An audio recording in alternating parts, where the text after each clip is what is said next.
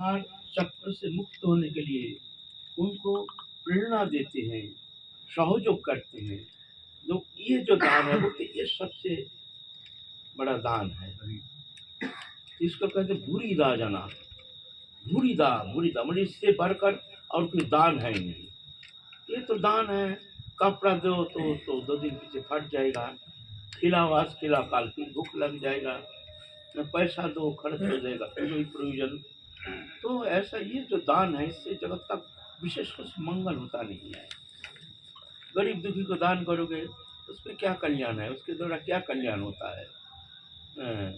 एक दुर्जन को तुम दान देते हो, वो ठीक है, वो दुष्ट है, दान देते हो, पैसा देते हो, तो पैसा का दुरुपयोग करेगा, ना अपना कल्याण करेगा ना दूसरे का मंगल साधन कर सकता है। इसलिए ये दान ये विशेष कुछ दान नहीं है, इसमें विशेष कुछ मंगल होना संभव नहीं। ठीक है, अच्छा है, सहयोग तो करना ही चाहिए, प्राणी मात्र को ही सहयोग, ये अपने साध्य सामर्थ्य अनुसार सबके प्रति सहानुभूति, सबके प्रति आदर बुद्धि, ये तो करना ही चाहिए। ये तो मनुष्य मात्र ही सबके लिए करना चाहिए अपने साध्य सामर्थ्य अनुसार। लेकिन दान कहा जाए, जो दान मंगल कार्य जो कहा जाए, तो ये दान ये इतना मान्यता प्राप्त है नहीं। इसके द्वारा विशेष कुछ मंगल होता नहीं। मंगल होता है उसको संसार चक्र से मुक्त करने का, मुक्त होने के लिए उसको मार्ग दिखा दो, उसको समझाओ, जिससे उसका मंगल हो। ये बद्ध जीवात्मा अनादिकाल से संसार चक्र में भ्रमित होकर के अपना स्वरूप भूल करके मैं भगवान का हूँ, भगवान मेरे हैं, भगवान से हमारे नित्य संबंध है, अखंड अविच्छेद संबंध है। किसी भी परिस्थिति में, किसी भी अवस्था में हम माने या ना माने इसमें कोई फर्क नहीं पड़ता है। हमारे जो संबंध है भगवान से, जो हमारे संबंध है ये नित्य अविच्छेद अखंड संबंध, सबसे प्रेममय प्रेमास्पद संबंध। जगत में जितना हमारे प्रियजन है, जितना प्रेमी जन है, जितना हमारे सबसे भोग्य पदार्थ है ये, लेकिन भगवान से जो हमारी प्रियता के संबंध इसका कोई तुलना हो नहीं सकता है। अनंत कोटि ब्रह्मांड के समस्त सुख समृद्धि अगर एकीभूत करके किसी को प्रेजेंटेशन किया जाए, जो लो ये अनंत कोटि ब्रह्मांड के समस्त सुख तुमको दे रहे, ये लो। और एक तरफ भगवान के प्रेम, भगवान है हमारे, बोलते हैं भगवान से जो हमारे प्रेम संबंध है उसका एक कण भी उसका तुलना ही हो नहीं सकता है।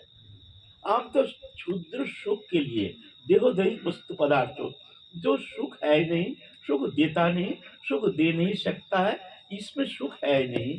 अनित्य पदार्थ, दृश्यमान जड़ीय पदार्थ कभी चेतन धर्मी आत्मा को सुख दे नहीं सकता है, हैं? जड़ वस्तु चेतन को कभी आनंद दे नहीं सकता है, ये सत्य है, मानो या ना मानो। चेतन आनंद धर्मी है, हम स्वयं आनंद के अंश है, आत्मा ही स्वयं आनंदमय है। वो आनंद का ही प्रतिफलन होता है, दृश्यमान जगत में दिखता है आनंद है, लेकिन ये जोड़ीय वस्तु हमको आनंद देता नहीं है, ये भ्रम है। हम भ्रमित होकर समझ लेते इसमें आनंद है, इसमें आनंद है। जब जी भगवत चरण विस्मृत होकर के इस शरीर में पंचभौतिक प्रकृति प्रदत्त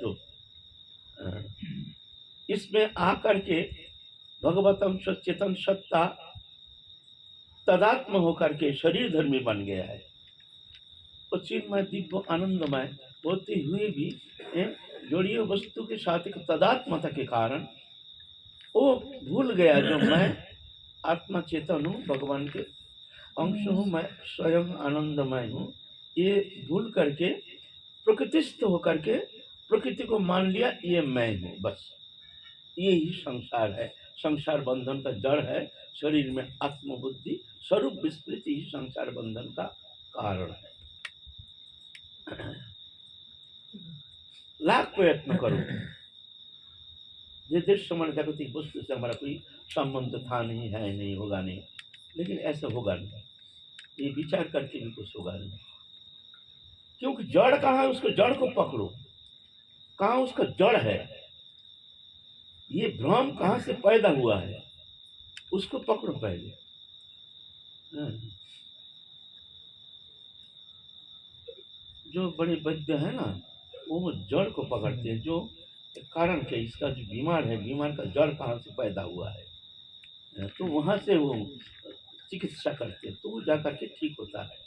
कभी कभी क्या होता है, बुखार होता है, तीव्र बुखार होता है, दवा देते हैं, बुखार ठीक हो जाता है, लेकिन क्या होता है, बुखार कोई बीमारी थोड़ी है, बुखार तो बीमारी का एक कारण है, बुखार कोई बीमारी नहीं है, बुखार है बीमारी का कारण।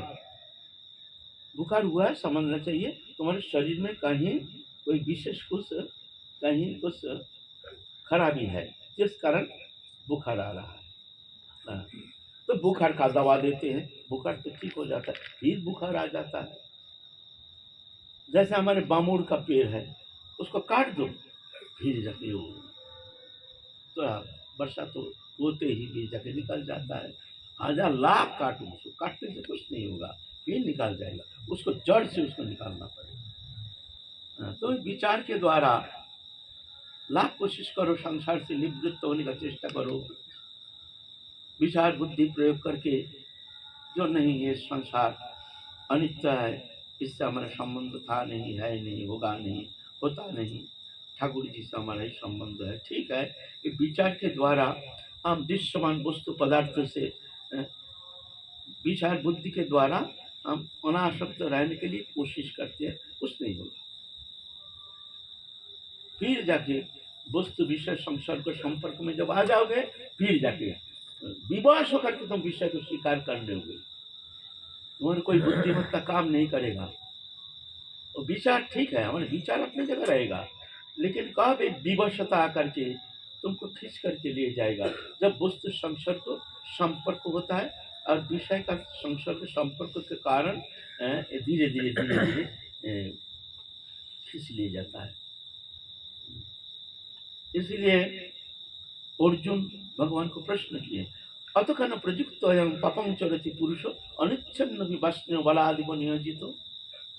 हे प्रभु, तुम तो कहते हो मन को संयमित करो, लेकिन हम तो देखते हैं अदृश्य शक्ति हमको खींच करके, हम जानते हैं ये भूल है, हम जानते हैं ये ठीक नहीं है, जानने से क्या होता है, अनिच्छन्न भी, मेरी इच्छा नहीं, वस्नो, हे कृष्ण, बलादिव नियोजितो, बलपूर्वक हमको उसमें खींच करके हमको वो विषय कर्म में आसक्त करके उस कर्म करने में मजबूर कर देता है।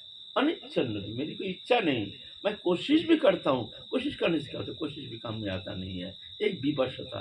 फिर हम रोते हैं, फिर हम रोते हैं, हमसे बहुत भारी भूल हो गया, कितना बार रोते रोते आए हैं, फिर रोते हैं, फिर भूल, फिर रोते हैं, फिर भूल।